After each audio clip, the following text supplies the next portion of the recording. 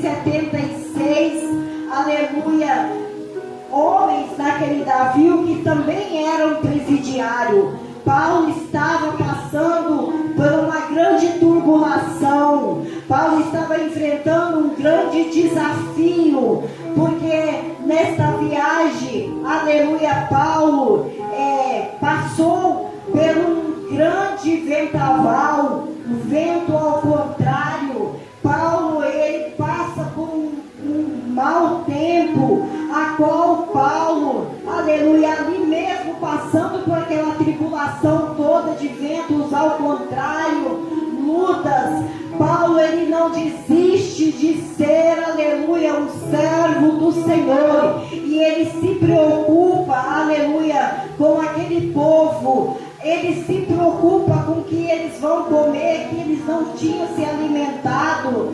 Paulo, quando ele chega, que eles conseguem vencer, aleluia, a tempestade, o grande vendaval. Paulo, ele chega, aleluia, ali naquele lugar, na ilha, e logo Paulo, ele vê algo para fazer. Eu começo a ver Paulo, como ele tinha uma sensibilidade, uma coragem, uma força, uma humildade tão grande de servir, que Paulo, ele não olhou para a necessidade, ele não olhou para o vento, ele não olhou para a tempestade, porque eles perderam tudo ali. Foi jogado mantimentos.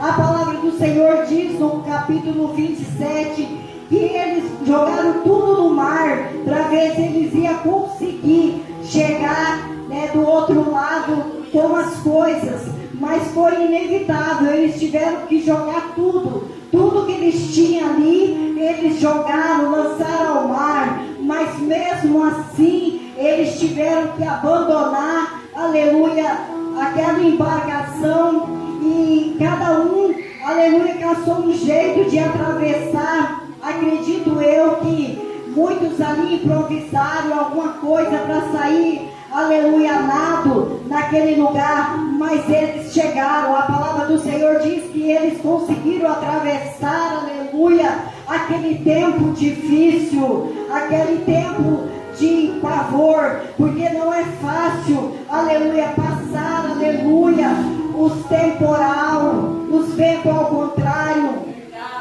Muitas das vezes nós também passamos pelo vento ao contrário, nós passamos por tempos difíceis na nossa vida, mas Paulo, ele dá um exemplo para nós, como servir ao Senhor por excelência, a qual ele chega lá e ele vai procurar, aleluia, gravetos para fazer um fogo, porque caía muita chuva, e eles estavam com frio.